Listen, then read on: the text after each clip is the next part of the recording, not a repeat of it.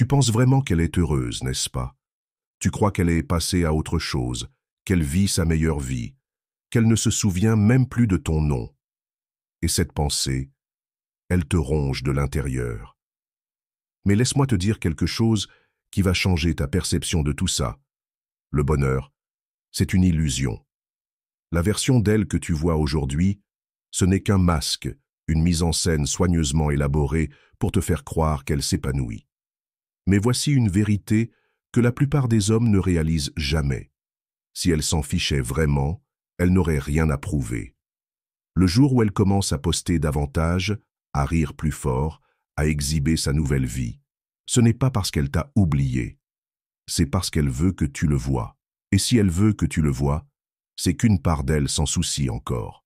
Mais toi, tu tombes dans le piège. Tu la surveilles, tu analyses chaque détail, tu te convaincs qu'elle t'a déjà remplacé. Et c'est exactement pour ça que tu te sens faible.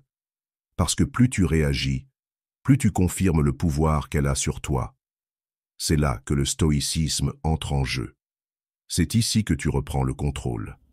L'homme le plus fort, c'est celui qui ne bronche pas, celui qui n'a pas besoin de vérifier son profil, de poser des questions aux amis communs ou de se demander avec qui elle est. Parce qu'un homme maître de ses émotions, c'est un homme qu'elle n'oubliera jamais. Alors, voici la vraie question. Es-tu prêt à te libérer de cette illusion? Es-tu prêt à arrêter de laisser son existence dicter tes émotions? Si c'est le cas, commence maintenant. Si tu es prêt à voir la vérité, appuie sur « J'aime », abonne-toi, active les notifications et écris en commentaire « Je vois à travers l'illusion ». Maintenant, commençons. Première, la vérité sur son bonheur. Tu vois les photos, les sourires forcés, ces instants soigneusement filtrés pour donner l'impression qu'elle rayonne sans toi. Et tu y crois. Tu tombes dans l'illusion, comme un papillon attiré par la flamme, te convainquant qu'elle est vraiment heureuse, qu'elle ne s'est jamais retournée, que tu n'étais qu'un simple chapitre de son histoire. Non, ce n'est pas comme ça que fonctionne la psychologie humaine. Si elle était vraiment heureuse, elle n'aurait pas besoin de le prouver. Elle ne serait pas en train d'exposer chaque prétendu moment incroyable, parce que le véritable bonheur est silencieux, il n'a pas besoin de public. Ce que tu vois, c'est un mécanisme de défense, une tentative désespérée de contrôler le récit, de te convaincre qu'elle est heureuse avant même que tu ne te poses la question. Mais au fond, dans les moments où personne ne regarde, quand la caméra est éteinte, c'est là que la vérité la rattrape. C'est là qu'elle ressent le poids de ce qui manque. Et devine quoi? Ce silence, ce vide, ne fait que grandir lorsqu'elle réalise que tu ne regardes plus.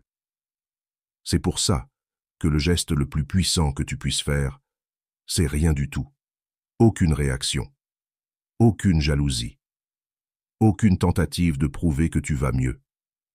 Parce que, lorsqu'elle remarque que son petit spectacle ne t'affecte plus, c'est là que le doute s'installe. C'est là qu'elle commence à se demander. C'est là qu'elle réalise que peut-être, juste peut-être, elle a perdu quelque chose de réel. Alors arrête de nourrir l'illusion. Arrête de laisser une mise en scène dicter tes émotions. Car le jour où tu cesses de regarder, c'est le jour où elle commence à ressentir. Deuxième, l'illusion du remplacement. Tu la vois avec quelqu'un de nouveau et ton estomac se noue. Ton esprit s'emballe. Comment a-t-elle pu tourner la page si vite? Tu commences à te comparer à lui, à te demander ce qu'il a que tu n'as pas. Et en un instant, tu tombes dans le plus grand piège de tous. Croire que tu es remplaçable. Non, ce n'est pas comme ça que ça marche. Voici ce que tu dois comprendre. Les gens ne remplacent pas. Ils se distraient. Quand quelqu'un se jette immédiatement dans une nouvelle relation après une rupture, ce n'est pas parce qu'il a trouvé mieux, c'est parce qu'il fuit le vide. Ils essaient d'engourdir ce qu'ils refusent d'affronter. Et plus vite ils passent à autre chose, plus tu dois comprendre ce qui se passe vraiment. Les relations pansements ne sont pas une question d'amour, elles sont une question de déni. Elles servent de bouclier contre le silence, un moyen d'échapper à la réalité d'un manque. Et voici la meilleure partie. Le jour où elle cessera de fuir, où elle ralentira enfin et regardera en arrière, c'est là que le regret l'écrasera. Parce qu'une vraie connexion ne disparaît pas du jour au lendemain. Elle persiste, elle résonne, et un jour, elle l'entendra clairement. Mais toi, tu fais l'erreur de penser que c'est une compétition. Tu observes, tu réagis, tu nourris l'illusion qu'elle est plus heureuse maintenant. Stop. Arrête de lui donner ton pouvoir. Parce que la vérité, c'est que si elle avait vraiment tourné la page, tu n'y penserais même plus. Elle serait un chapitre clos dans ton esprit. Le fait que tu sois encore là, à te poser des questions, c'est ton problème à régler. Alors laisse-la faire ce qu'elle veut, laisse-la prétendre, laisse-la courir. Parce que pendant qu'elle est occupée à combler un vide, toi, tu maîtriseras la seule chose qu'elle ne pourra jamais feindre, la paix intérieure. Si tu as fini de croire aux illusions, si tu refuses de faire partie du jeu, aime cette vidéo, abonne-toi, active les notifications et commente « Je suis irremplaçable ».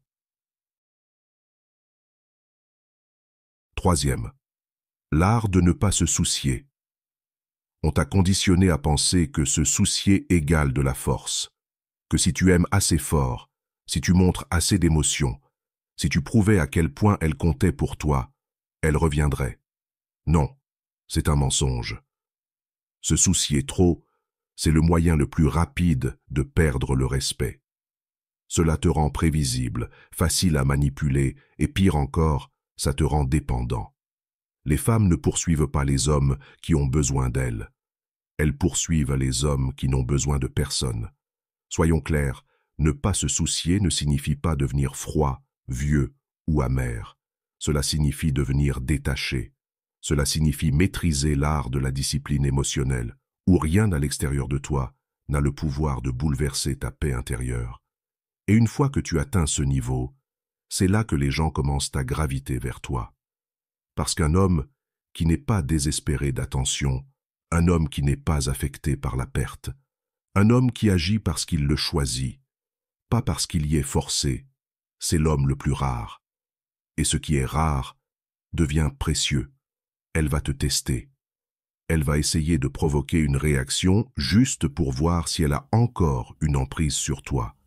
Elle pourrait même essayer de revenir, pas parce qu'elle te veut, mais parce qu'elle veut savoir si elle peut toujours t'avoir.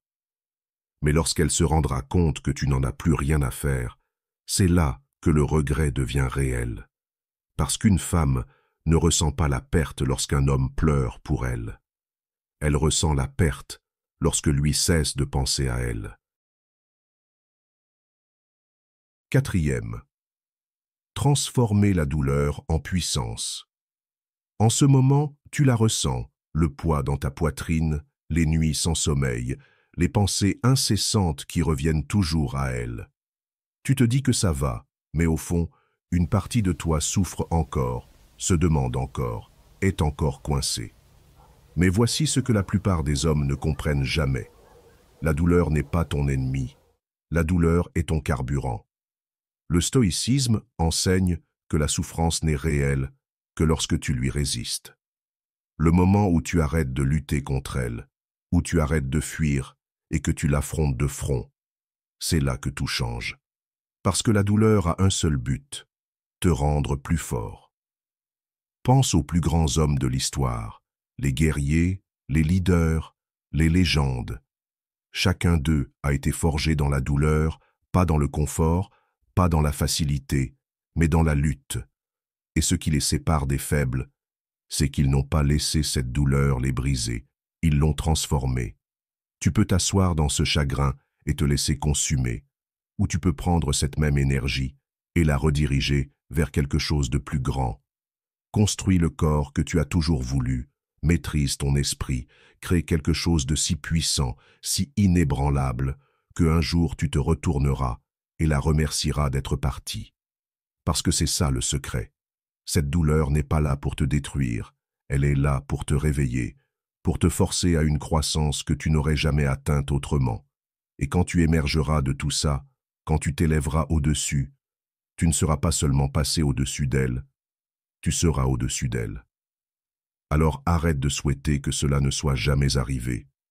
Accepte-le, utilise-le, parce que les hommes les plus forts ne sont pas ceux qui évitent la douleur, mais ceux qui en sont maîtres.